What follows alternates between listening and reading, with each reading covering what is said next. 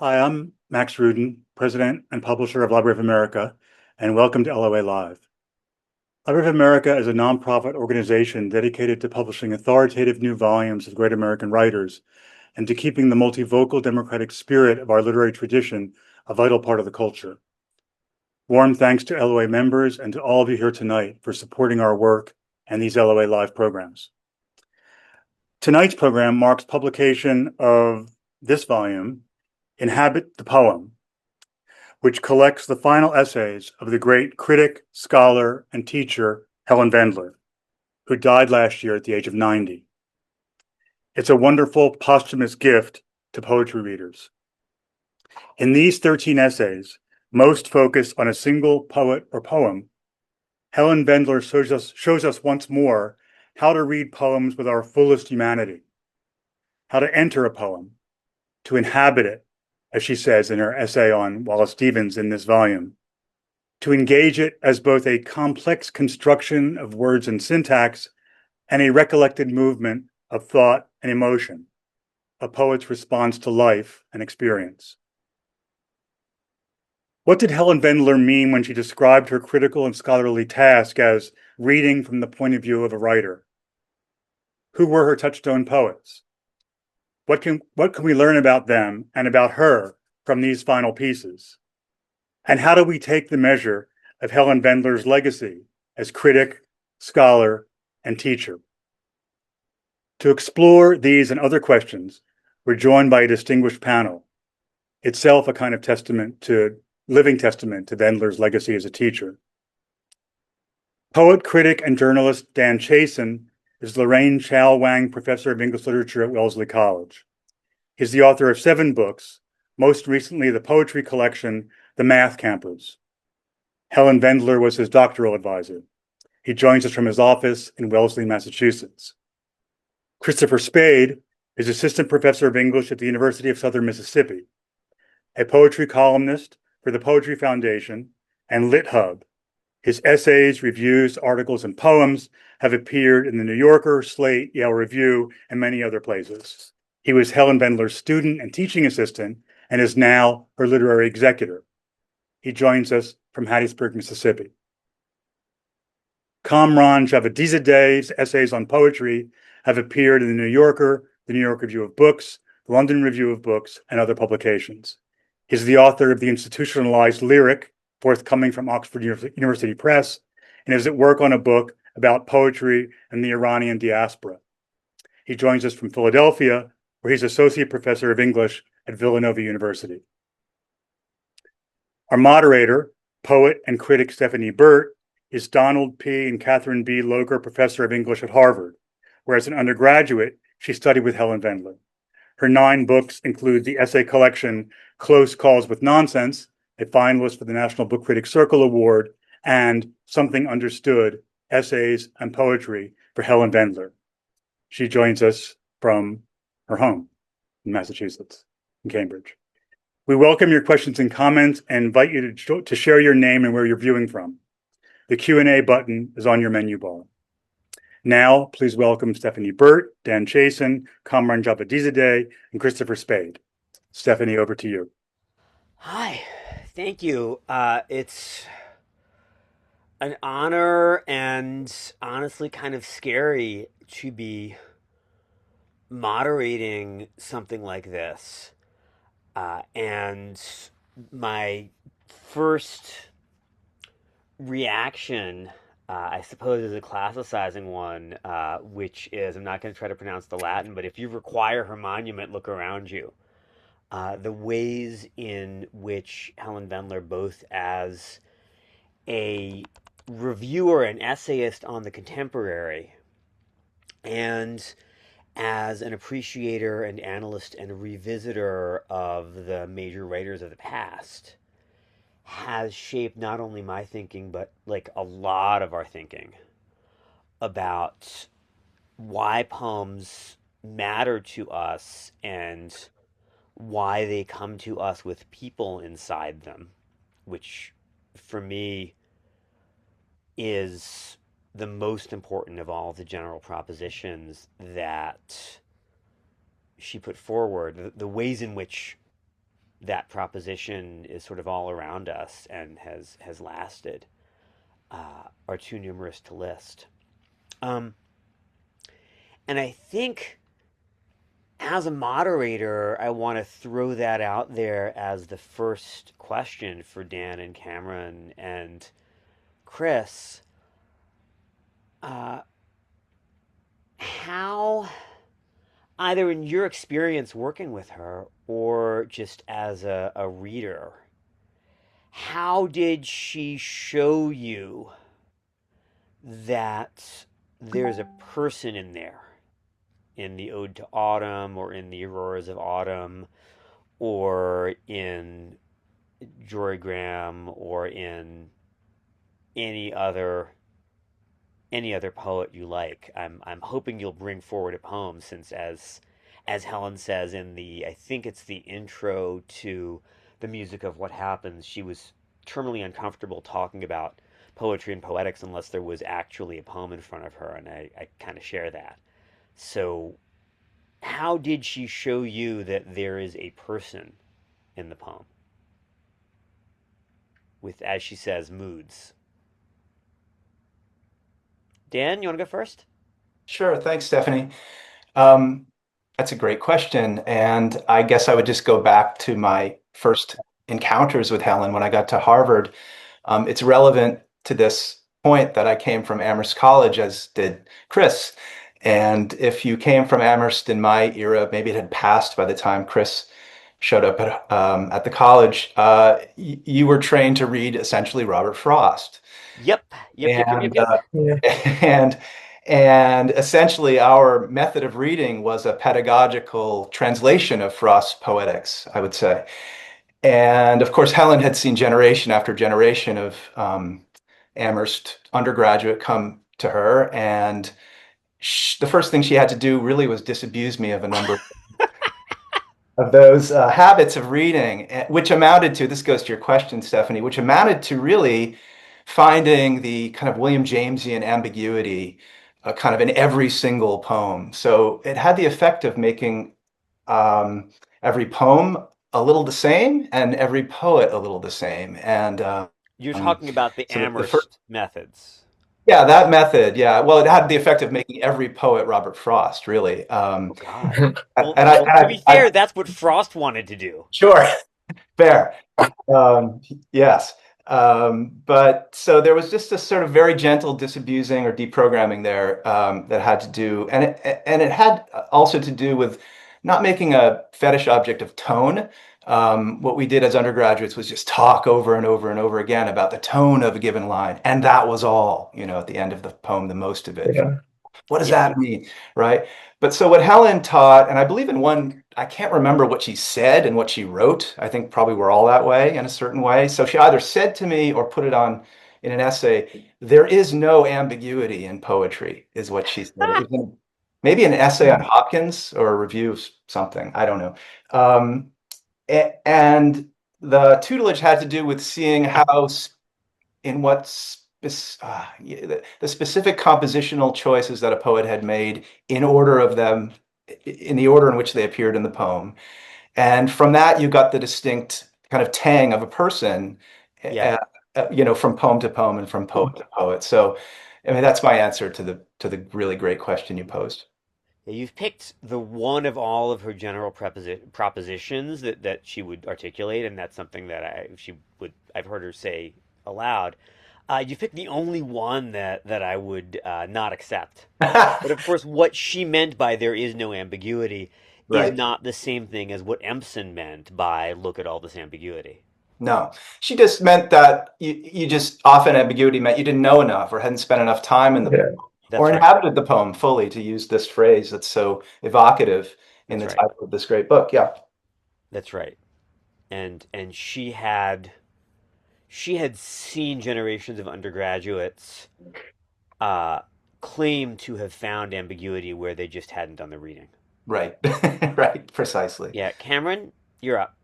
Okay, well, I was joking as we had our little pregame conversation before this event started that I am the least qualified member of this panel in some ways. I mean, I'd only met Helen but once. Hardly even can I call her Helen. I know her through her writing and through her legacy. So I suppose that gives me a different kind of perspective Yeah. on the question.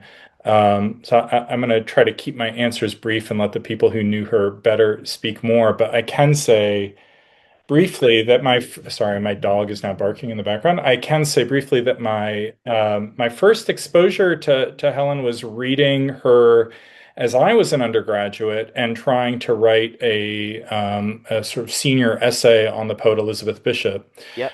Um, and you know, Bishop was is a poet that at least I at the time, and I think still have no trouble in understanding in the terms, Stephanie, that you asked your question. Like it seems very clear to me that there is a person in those poems. Yeah. Um, More recently, I found myself reading an essay of Helen's on John Ashbery, which I think was first published in the New York Review of Books, but was later collected in The Music of What Happens, This is the one which where she says it's time to talk about his subjects. I think so, but that's not the line that I want to draw attention to. By the way, if my dog is too loud right now, you can't hear? Okay. We love dogs. Because We I might get can a mute cat. and then come We back might to get a me. cat in here later. Um, she's reviewing a wave in that essay. Yep. And she has this beautiful line in the essay, and I think it comes around to the question you've asked, Stephanie. I just want to read briefly from it because I've written down this quotation. She says, so these now are Helen's words. There seems to be a general belief among readers that to write about poetry is somehow to not to write about life. Yep. But poetry is the construction by consciousness of an apprehensible world. Every person constructs such a world and lives in it. When the poets write about poesis, they are writing about what is done every day by everyone. Most of us do not reflect on it as we do it, but we live nevertheless in our construct of the world. Because the poet writes his constructions down, he cannot be unconscious of them. He must reflect on their structures, their idiom. In recording and enacting the process by which we come to consciousness, form an identity, see our selfhood shadowed and illuminated by circumstance, and finally bid farewell to illusions of immortality, Ashbery reveals the nature of personal life in our era. To say that a poem is about poetry means surely that it is consciously about the way life makes up a world of meaning. And I mean, I think it's a beautiful passage. It answers a question or sort of addresses a frustration that many readers would have with Ashbery and poets in one way or another like him. And in many ways, Ashbery is a poet unlike Bishop, which is part of the reason why I raised him here. Um, but also, I think, she's showing us that even the most sort of on the face of it, abstract kind of poetry, in some ways, the kind of poetry that's most resistant to the sort of easy lyric Hmm. identification of Yeah. speaker with poet, also has a person in there. Yeah. To come back to your words, Stephanie. So I think that even and I think also in that comment we see something of the heterogeneity of her tastes Yeah. and of her interests and of her sort of way of apprehending poems. So Yeah. that's one answer I'd give. Yeah. Can I footnote that, Chris, before we get to you? Hmm. So that essay, and when you put it next to the appreciation of Bishop, which is in the same volume, shows you how close Ashbery and Bishop actually are. Because they're both really shy and they're both really sad. And they both live in their own heads a lot. And she's most comfortable with poets who live in their own heads even more than all poets do. And I'm comparing that. People used to think that Ashbery's poetry resembled Frank O'Hara's, which it doesn't. And when she reviews O'Hara's collected poems in about 1972, when it comes out, she says it works to O'Hara's disadvantage that he thinks poetry is not life. Hmm. She's experiencing the arrangements of language that hasn't even yet taken final form as continuous both with the arrangements of language that are already out there in completed literary works and with everything else that one might do in the course of a day or a year. And when I look at her account of her own life and her coming into the powers that she learned quite young how to exercise, I see someone who's not only considering the arrangement of words on a page as part of life, but as the most familiar and most welcome part of life, which is also goes for me a long way to showing why she was more comfortable with Dickinson than with Whitman. Shy and sad. Well, Also, yeah, yeah, and I mean, she learned how not to be shy, and maybe temperamentally would never have been shy in literary and academic and classroom situations. But when you spend the first half of your life having guys who were jerks tell you to shut up, even though you know you're smarter than all of them, that will do something about your attitude towards improvised and shared and social language as opposed to language that is private, even by the standards of the lyric. And yes, I am trying to get our conversation to her body of writing on Adrienne Rich at some point, but not yet, because I'm going to pass the mic to Chris. Thanks, Stephanie. Are you going to answer this question too when I'm done? Me?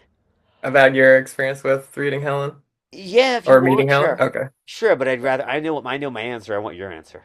Okay. I think my answer is somewhere between Dan's and Kamran's. Um, I read Helen. I read Helen for the first time before I met her, and it was at Amherst College where I was an undergraduate, where I Yeah. did have a great education. I Not trying know. to say anything bad about them, but I took this great seminar on reading lyric poetry, which was co-taught by Richard Wilbur. So, I mean, we had great Oh, minds in the room. And we got to the poem Among School Children by William Butler Yeats. yeah. And instead of covering it in an hour, our professor handed out a photocopy of what Helen wrote about it in Our Secret Discipline. And he said, "This is optional reading. I can't explain this poem, but maybe this person can."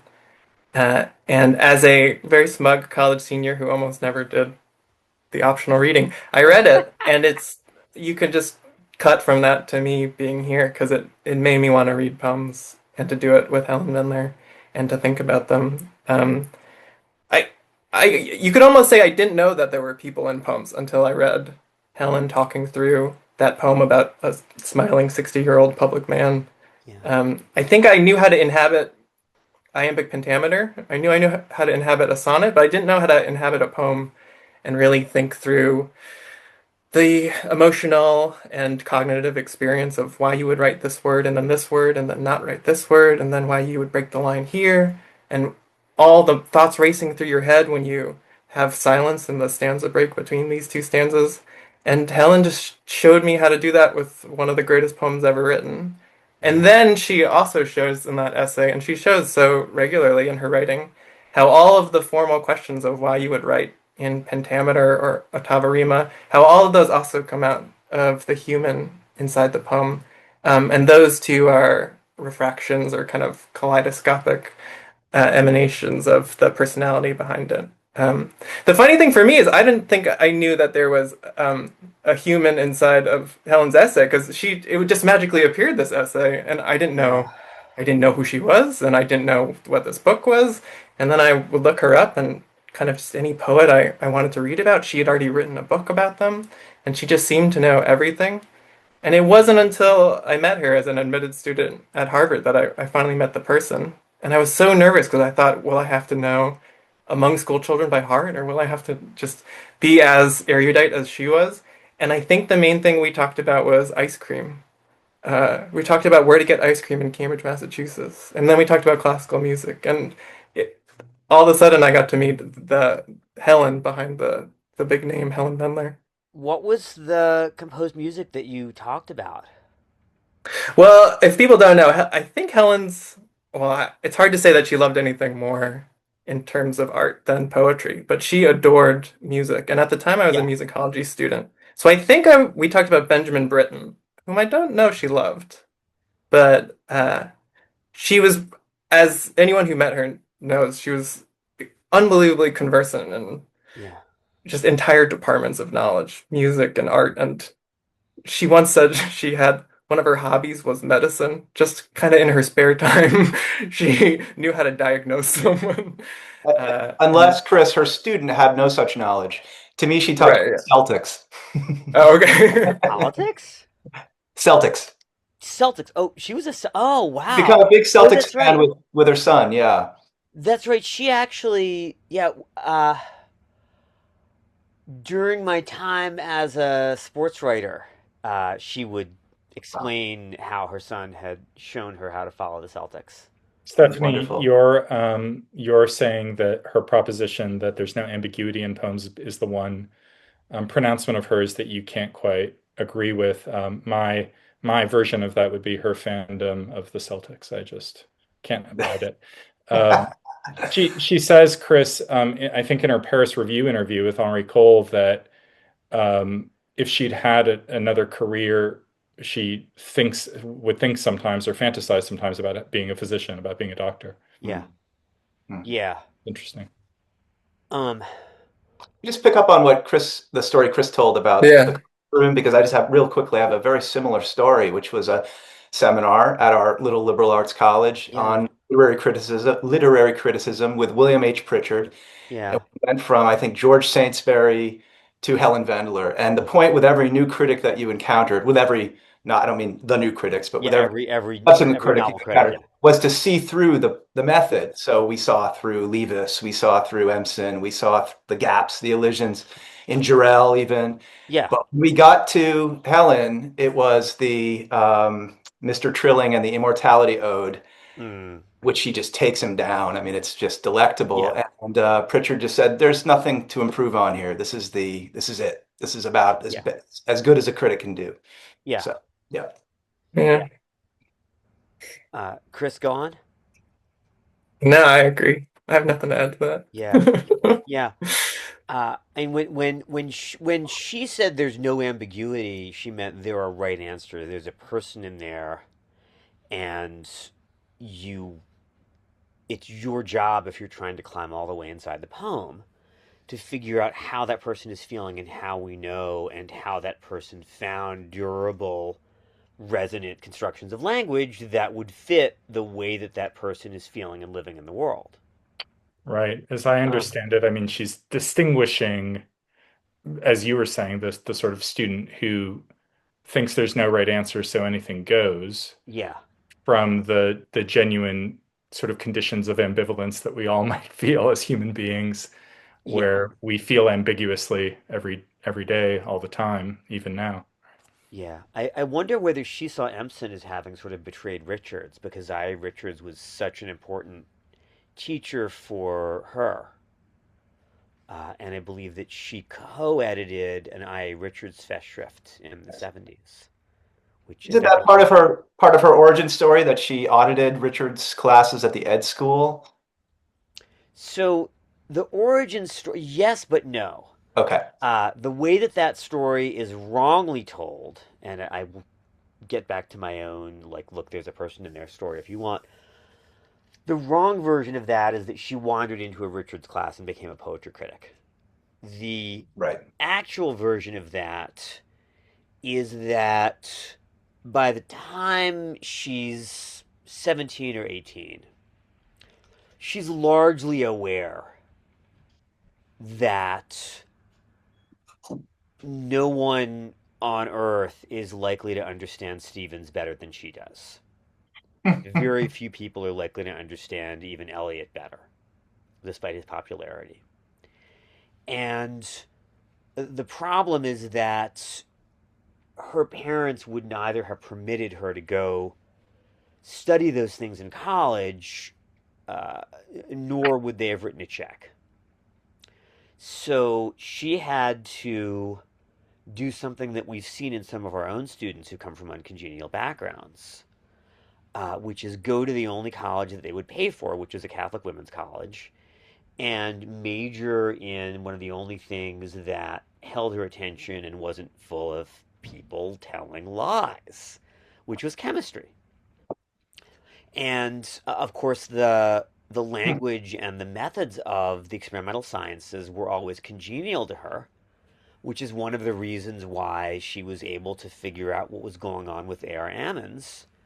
And I think to get the most interesting parts of Ammons correct at a time when he was largely being celebrated as this kind of Blakean prophet. No, thank you.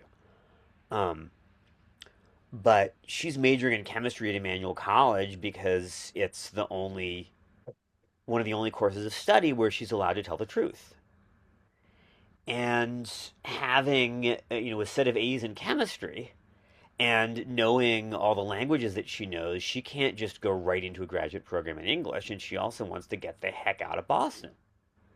So she gets a Fulbright to study mathematics in Belgium. After which, is that hello? Come in. What's up? Is there food here? I was about to ask what the status on the food was. I have no idea. Millie would know because they were ordered on her telephone. Okay. Ask Millie? Yeah. Thank you. Another really wonderful thing about Helen as a teacher and in person is that she understood that your kids always come first. Did you plan that, Stephanie? It really couldn't have been more I perfect. really did not plan that. Okay. That was like the BBC moment when the Yeah, exactly. Yeah, I don't. I mean, with that's, one does not need to plan such things; they just happen. Oh, yeah. But she figures out how to launder herself, as it were, and come to Boston University as a special student, and hence apply to graduate programs and get into Harvard. Right. From Belgium and from BU. And of course, when she gets into Harvard, a whole bunch of jerks say, "We don't want you here." right. And that's the root of her agon with Amherst a little bit. I don't want to get too inside baseball, but it's the Hum Six crew, right? That was very influenced by Reuben Arthur Brower, who'd been a Yeah. professor at Dickinson, and she was excluded from that course, Yeah. or felt excluded. Yeah. Yeah. Well, on the grounds that whoever was in charge of teaching for that course in the early 60s, and I don't know whether Brower himself was part of that, wanted a bunch of dudes. Right. Yeah. Yeah. Uh, we're going to end up talking about Adrienne Rich sooner or later, aren't we? Should I answer Chris's question, or should I ask another question of everybody, or where do we want to go? Well, one way we maybe can turn to the book with all this discussion of teaching. Oh yeah, we need to talk about Inhabit the Poem, a new book from the Library Yeah, we of should do America that you too. should all order. Can somebody put into the chat the yeah They did. yeah? Well, Somebody- Steph, yeah. this could be a way for you to talk about your experience meeting and learning from Helen, and we all can talk about it in different ways. But the book so often reminds me of her teaching, and the approach of the essays. It's not pedagogical in kind of like a dry textbook way, Yeah, but it reminds me she did just a so. textbook. This is that. I know, and that is also not pedagogical in a dry textbook way. No, But not just dry. reading through these essays, it feels to me so much like being in a seminar room with her, Yes. and maybe starting by airing your confusions, or starting with a question, or kind of like just a prompt, a truism maybe that you don't quite believe, and let's see if it holds when we look at this poem. And I wondered if everyone else felt that way too. Yeah, I mean, yes and no. She's so good at beginning an essay with a sentence that will draw you in. So many of her shorter works and just chapters from books begin quotably and begin with claims that will draw you in before you get to the part where she will take a poem apart and reword it and give you a diagram. Because you can't start with a diagram. You start with something like Wallace Stevens has been too little read as a poet of human misery. Which is still true. Poor guy. Yes. When I juxtapose her saying in Words Chosen Out of Desire that Stevens has been too little read as a poet of human misery, with her saying elsewhere that if Stevens is, of all the poets who she's read, the poet who she would have been if she had had the talent to create major poems herself, that is quite a striking juxtaposition. And it Mm. gives you a sense of the tragedy or the mingled defiance and resignation that she is often finding in her favorite poets, in Dickinson and Yeats, even in somebody like Pope, who one can see herself, one can see her setting herself to write on Pope because he's so good and so uncongenial. And making a point that she always wanted to make, which is even when poems appear discursive, if they're any good, if they're worth rereading, they're never just discursive. Um, Library of America people, if the LOA link doesn't let people purchase Inhabit the Poem directly, can somebody put a bookshop.org link up there? Because people who are here who don't own the book and can, have 12.95 should be able to do that. Oh, hi, Andrew. Oh my Uh, God. Hi. uh, should I should I tell my uh I'm going to tell my origin story really briefly. okay, yeah, that'd be great. Okay. So, yeah, I when I was trying to choose college to go to because I have a background very unlike hers. I had a lot of choices about where to go to college. I saw her teach like a session of her Gen Ed course, which was at the time the several hundred person How to Read a Poem course, and she was explaining Houseman. And while I was there, I thought this is really basic. And by the end of the 45-minute lecture, I realized that she was telling people exactly what they needed to know coming in that they didn't know. And having taken one of her large lecture classes that were required then for English majors, I was able to take her undergraduate seminar on Bishop Lowell and Plath. She would every few years she would teach an undergrad seminar that was Bishop Lowell and a rotating third poet. And at the time, all of the poets I liked were poets who had very strong personalities and wanted to tell you stories or persuade you of things. I liked Lowell, who always wanted to tell you how much of a mess he was or make a paraphrasable argument. And I loved Yeats. And at the time, I loved Berryman. And I was sort of learning Wordsworth. And I didn't know how to read Bishop because Bishop so often just described things and let you figure out how she viewed the world and what the world was like for her from the description. And I remember seeing her just go through the armadillo in a seminar room and explain how the juxtaposition of dangerous objects and objects of perhaps misguided worship and vulnerable animals and animals that were about to be dead and defiant humanized animals on fire that were too pretty constructed an entire way of living in the world and responding to the world and being sad about the limits of the world without ever telling you something like man is in love and loves what vanishes. Or, the Lord survives the rainbow of his will. And I realized that you could just describe or juxtapose or use language in all of these other ways. And sort of decided to spend, the 75% of my classroom time and library time for the next several years following her around like one of Conrad Lorenz's baby ducks. And I still feel like that.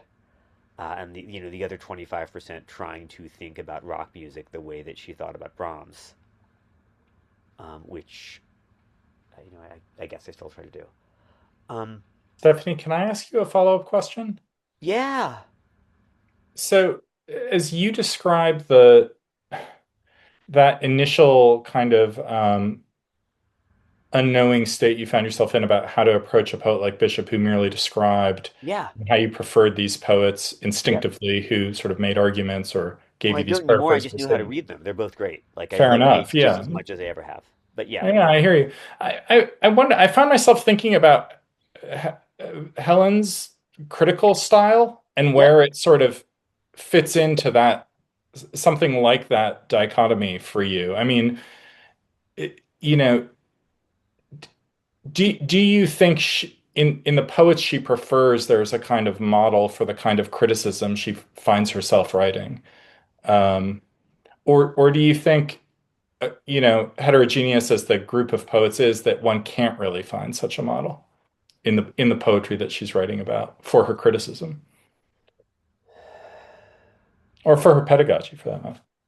So the poets she prefers are so temperamentally heterogeneous, although she consistently mostly prefers tragedy to comedy and introverts to extroverts. There are obviously exceptions like Meryl. But the attitude toward explicitness and discourse and trying to persuade you of something in those poets is so heterogeneous. And those poets' body of work as critics is so heterogeneous. I think the models for her criticism come from, it comes from her favorite critics. It comes from, parts of Richards. It comes from Arnold. She, correctly thought that Arnold was undervalued and wrote beautifully about Arnold as a poet and largely as a critic. Um, it comes from having to make herself clear to unsympathetic readers a lot, and then from the discipline of having to write for larger audiences a lot. And it's quite conversational, but also concise. And Inhabit the Poem, which is amazing, does not, to me, sound like her talking, because when she was talking in real time as a teacher, she was also listening and she was attending to her listeners. She was considering her audience. And as much as we might want to just hear her talk for 20 minutes, when she was giving a lecture, she would do that. But when she was speaking to people who were, 10 people in a room, she wouldn't do that because you shouldn't.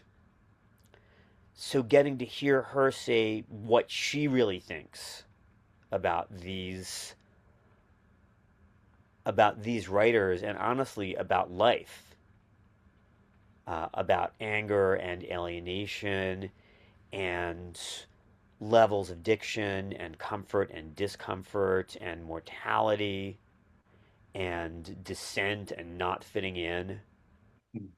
You really get that in Inhabit the Poem. And you get surprises. I was shocked to, I was always delighted to see her write about poets who were younger than me, which she largely didn't want to do, but she would try it. Uh, I was delighted to see that in here, but I was a little bit shocked to see that Ocean Vuong is one of them. Mhm. And then I saw that she treats Ocean Vuong as if he were Ammons, Mhm. which is lovely. Did she did she ever say it to any of you? She said it to me one time that when you turned 50, it was time to stop reviewing regularly new volumes of poetry because she just felt that it was you needed to be in the cultural stream and you just aged out of that stream and you were destined to become sort of old fogyish in relationship to the young. So she made that point to me one time. I don't know if that was a sustained idea of hers or just a way of telling me to keep an eye out. Well, she said something similar, and she said it in interviews. And it didn't have to do with when she was born, it had to do with the culture and the generations to which the new poets belonged. Right.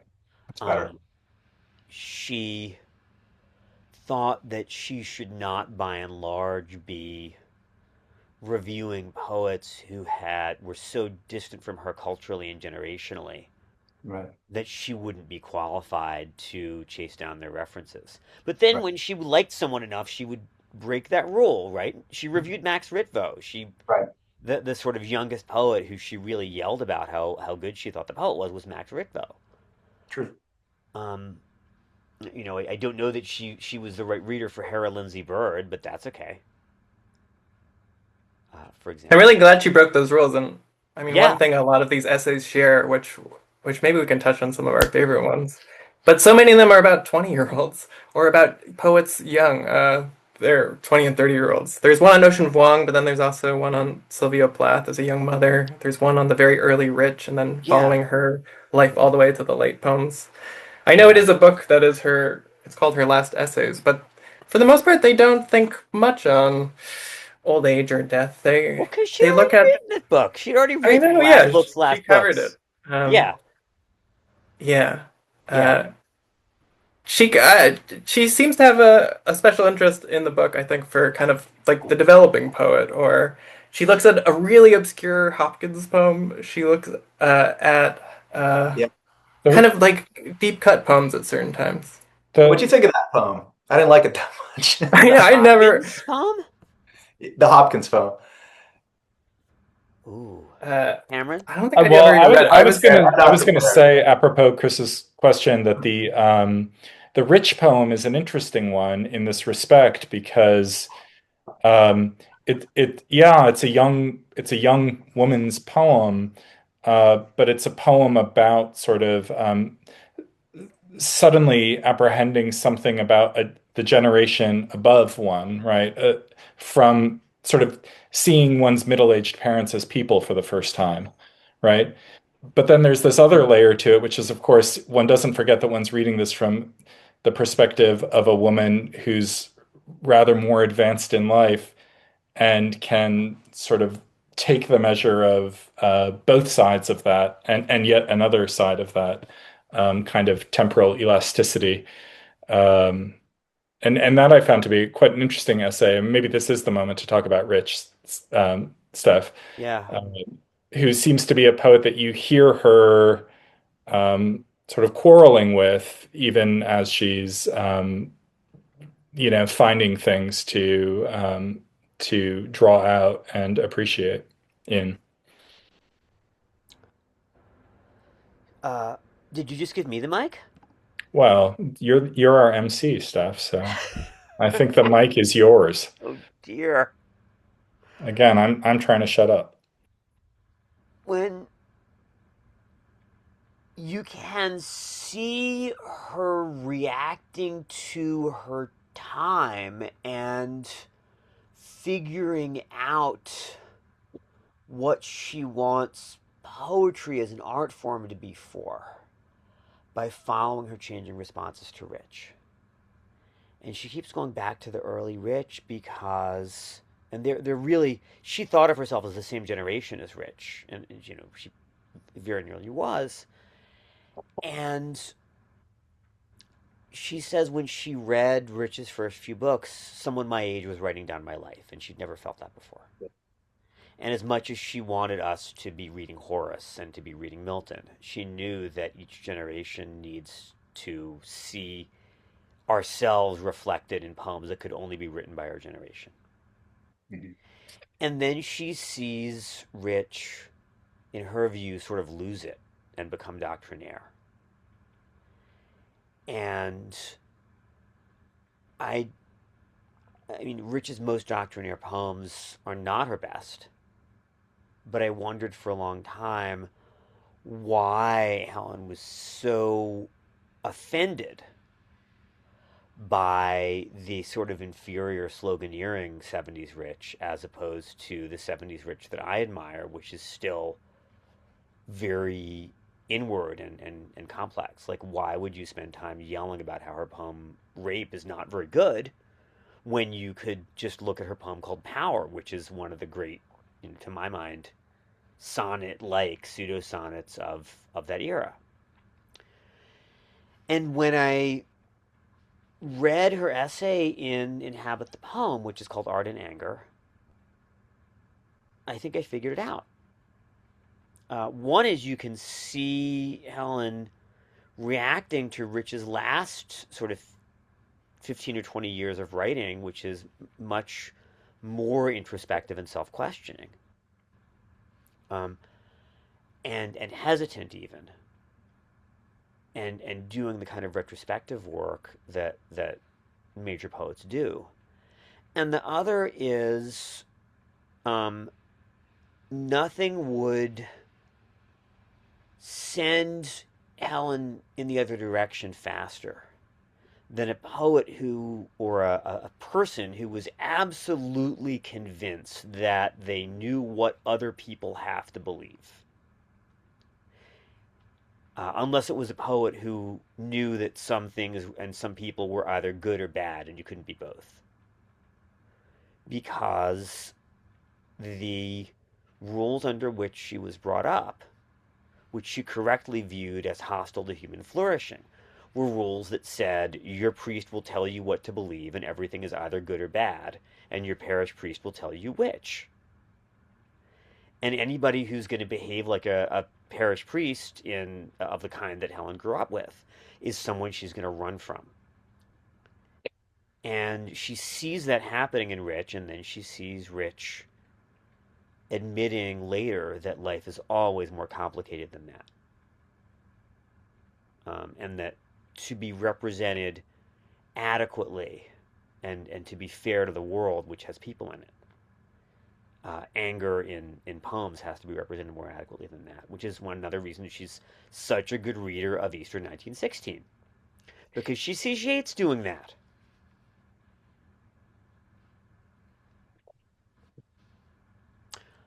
We should get to the questions. Can I speed run those and then get your answers to the questions? Sure. Okay. Andrew Osborne wants to know with what poets did her antipathy to doctrine most enhance her criticism, and with which did it sometimes impair her judgment. She reacted negatively against Rich, her contemporary, who was trying to get people to believe a doctrine, um, and then sort of figured it out later. But her antipathy to doctrine made her such a good reader of George Herbert because she was able to see what was going on there and explain what was going on there uh, in a way that went right past his desire to have everybody be a good Church of England parishioner. And I think that's true for Hopkins as well, because there's so much in Hopkins that you can only see if you take his Catholicism seriously and do not share it. Kevin Lawrence asks, was she too unsympathetic to poetry? Can I add some of that stuff though? But yeah. I Okay. think in the book, she has a fantastic essay on Robert Hayden's American Journal, Yes. a poem Yes. narrated by an extraterrestrial looking at bicentennial America. And I think it's like both kind of an allergy and like a super sixth Spidey sense about patriotism and doctrine and how those show up in the poem. I think that just makes her a fantastic reading of it. I think she inhabits that alien beautifully. And it's her And then only the writing on very next Hayden. sorry? It's her only writing on Hayden, It I is, think. and it might be one of my favorites. The very next essay is called Art Against Stereotype, and it concerns Marion Moore's England. And there too, she's just such a great reader of stereotype and how it's kind of deployed as a tool, and how it can be funny and how it can be subverted. So those are two where I think her Yeah. allergy to doctrine helped her out a lot. Uh-huh. And the first essay on the Second Coming is really interesting, isn't it? She doesn't say this, but she's objecting to the sort of memification of the phrase Yeah. "or cannot hold," Yep. Yep. and she's taking us through the precise order of the evolution of Yeats's ideas and stances and so on through that poem as a way of remedying the oversimplification of that poem to political use. And in the Moore poem, I mean, it really is like the beautiful turn at the end of it. I found is that, you know, Moore is sort of subjecting her own kind of inclination towards stereotype to the same kind of scrutiny that she's been, satirizing or sending up earlier in the poem. And I think it's sort of beautiful example of the way there is to return to your earliest comment, Steph. Uh-huh. There's a person in the poem, but it gets in that poem via the poem's own method, right? Yeah.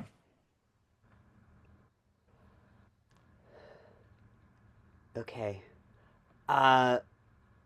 Next. Okay. I think Kevin Lawrence's question, was she too unsympathetic to poetry from social and political movements, we've sort of answered. Um, Mhm. the world is more complicated than any profession of faith, in or large moral claims, including the ones she agreed with. Um, okay, I have no idea how to answer this one, and I'd like to see an answer with a focus on her writings. Richard K. from Queens asks whether she was comfortable with the influence that she had over the reading and publishing of poetry in her own time. Hmm. Sorry, repeat the last part, Stephanie. I'm just going to read the question verbatim. You Okay, can yeah. punt if this is not a question that can be answered. It was often said that Vendler had enormous power and influence. Do you think this is true? And if so, was she comfortable with this role? I have no way of knowing. Um, I don't know. She's asked about it in the Paris Review interview with Yep. Henri Cole, Yep. in which I think there had recently been like a you all must know this better than I do, a comic sort of cartoon of Yeah. her sort of operating a tank Yes. with her pen as a In kind the of New York gun. Review, yeah. You know, she obviously occupied a position of uncommon power Yeah. in the poetry world of her time, Yeah. and I can't imagine that not making someone uncomfortable. Yeah. Um, but it had as much to do with the institutions that she was associated with, I think. I mean, both Harvard, but also the publications that she reviewed in. I remember her walking away from the mailboxes in Warren House before we were in the Barker Center, Yeah. and she was reading an essay on her work by a critic who I won't name, and the critic compared her way of approaching an argument to a tiger with a bone. And she said, "It's amazing in this day and age, a woman still can't hold strong opinions." Hmm. Yeah. Yeah. Yeah. Chris? Yeah, I don't know. It's hard for me to say, and I never asked about what she thought about it. I will say that besides reading poems, her other great genius was turning down compliments, and it was just That's right. impossible to say That's right. something or even point out that something nice had been said about her. Um, with really the only time I ever remember her accepting it was she has a fantastic lecture that's never been collected, and maybe one day this will be an uncollected Vendler thing on Wallace Stevens as an American poet. And she gave it at Stanford. You can find it on YouTube. And she made this fantastic argument about Stevens and his interest in Americanness. And she uses three poems, none of which make reference to America. And I told her I watched it and I liked it. And I thought how cool that was. I said, "Oh, that was really good, Helen." And she said, "It was damned good." Ah, this is different from her piece on Stevens as an American poet that is in the I Joel think Marcus volume. she would sometimes talk about books she hoped to write someday, projects she wanted to get to, and one of them would have been on Stevens in America. And so I think they both would have been part of that. Yeah. Uh, Alvin Green from Alabama asks Chris whether there are unpublished writings that might see publication, and I think we've got an answer there. There's also a lot of uncollected writing. There's books worth. I mean, pick any poet, even just pick poets in other languages and countries, and just see what she's written about them. You could make your own book. Yeah, there's lectures on the Portuguese poet Luís de Camões, whose name I And just tons on Polish poetry, especially in the yeah, 90s and that's right. 2000. Sorry, there's a fly in here. Um, I, I, I, I would answer that by saying when she was asked directly about her position as a figure of power and influence institutionally, what she would say, she wouldn't deny it, but what she would say was ultimately what once a poet gets into circulation, once the books do get published and read, what determines whether they survive is the next generation of readers and the next generation of poets. And it's up to later poets which earlier poets survive, and maybe critics and institutions can slow down the process or speed it up, but it's not up to me. It's not up to critics. She would say that, Steph, sometimes I think that was another of her ways of avoiding a compliment, because Oh, of course it was. she esteemed poets so much, but she would never put herself in their company. No. And I don't know. I hope she knew. I mean, we tried to tell her that we admired her criticism as much as we admired any poetry. Yeah. Do you think I don't think that she believed it. those of you who knew her well, is that self-deprecation or is that a sincerely held belief that I her think it's writing is sincere. of a different category than poetry? It's apples and oranges. Of course, Yeah. it's of a different category. Well, Streetwork is a sorry, different category from things that's like. a poorly framed question. Not is it of a different category, but is it not made to last in the way that poetry is? Does it not, you know, have some of the same ability to be a part of life, to return to something else that we've said, that poetry does? Not in the same way, right? Criticism is a practical art. It's Yeah. for a purpose. It's like making tables or building buildings. I'll say this, that as I was writing my first poems, Uh-huh. not under her, but in her Yeah. community, she refused to play any role in that. I mean, I think I asked her once or twice to look at things, and she just said, "No, I don't do anything like that." Oh yeah. That might have been different from another poet, but I didn't ask a third time, that's for sure. Um, so somehow that relates up to this question of whether she thinks, I don't know, somehow it relates in my mind. Uh, Elizabeth Metzger is here. No, Elizabeth asks whether she thought readers had roles in inhabiting poems. Sure, but there were right answers to how the poet felt. Um, and we have a question from Anchi in Lagos about how she unfolded poems in real time in class. And we have a question from Howard in There's No Location about the Rita Dove controversy, which we can address or not. And any of those for you. Of course, her criticism will survive. One thing about the way she unfolded poems in real time is that Thank you. it was evident she had all of these lines memorized, so that if you look at an Yeah. average paragraph of Inhabit the Poem, it's almost a collage of lines. Well, it wasn't any really different to hear her lecture off the cuff. She was able to conjure all of that language from memory. Yeah. Yeah, she just knew this stuff. Yeah. Yeah.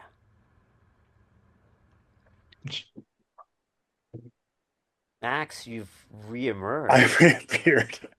Well, it's 7 o'clock, and I think I'm afraid we have to leave it there. I mean, there are a lot of great questions still to get to, but I think this is a good place to pause at any rate, and to thank you all for really interesting conversation about the writing, about the person, about the influence. So we're all grateful to you. Max, Thank you. can we give the panelists last words? Just a couple of sentences to say goodbye, and I'll shut up. I Sure, would love that. absolutely. Chris, then Cameron, then Dan. Oh, well, I mean, I guess all I really want to say is I wish we had more time to talk about what a great book it is. And it is a book that you just cannot predict based on, I mean, you can't see it in my image, but the names of the poets it covers are on the cover. And just not in a million years would I have come up with this kind of fantasy football roster of poets she looks at. And it's just endlessly surprising from chapter to chapter. And then it's just so sad when it runs out at the end. Yeah. Well, Yeah. I agree, and I want to thank the people, some of whom are here as among my co-panelists, I believe, who helped to put that book together. And also just to kind of point out back to what Dan was saying a moment ago, that the conceit of the book is that each essay is going to be about one poem, which is a conceit that I find tremendously appealing, and have experimented with in my own ways. Having said that, what Dan said is exactly right. I mean, she can't just talk about one poem, right? Because one poem will immediately bring in reference to another line of a poem, if only by sort of as a kind of point of reference or point of departure. And there's something, I think, to be appreciated in that kind of lesson, that kind of critical model, where she's on the one hand talking about one poem, but on the other you have the feeling that she has a million other poems in her mind as she's doing so. Dan, take us out. Last thing I would say is that the book is somewhat slim, but pretty inexhaustible and marvelous. And her essay on Epitaph on a Hare by Cooper is quite amazing because it sort of analyzes the idea of charm in literature, and it gives you sort of concrete steps that poets who want to practice charm take, which is not something I ever thought would be possible. Yeah. Thank you so much. You've been listening to Stephanie Burt, Dan Chiasson, Kamran Javadizadeh, and Christopher Spaide discuss the towering legacy of Helen Vendler, writer, scholar, teacher, and profound reader of lyric poetry. Her last essays are collected in Inhabit the Poem, just published by Library of America. And I hope you'll join us for our final online event of the year on Wednesday, December 17th. LOA Live welcomes playwright Bess Wohl, whose acclaimed play Liberation is at Broadway's James Earl Jones Theater through January. She will join memoirist Honor Moore, co-editor of the Library of America collection Women's Liberation, Feminist Writings That Inspired a Revolution and Still Can, for a conversation about the writers and writings that catalyzed the women's movement. Details about this and future LOA Live events can be found on our website, loa.org, where you'll also find information about Library of America's Helen Vendler and Women's Liberation collections, and many volumes devoted to American poets and poetry, with links to purchase those and other editions of Great American Writing. You'll also find recordings of tonight's and previous LOA Live events. Warm thanks again to our wonderful panel, and I hope they and you all have a great evening.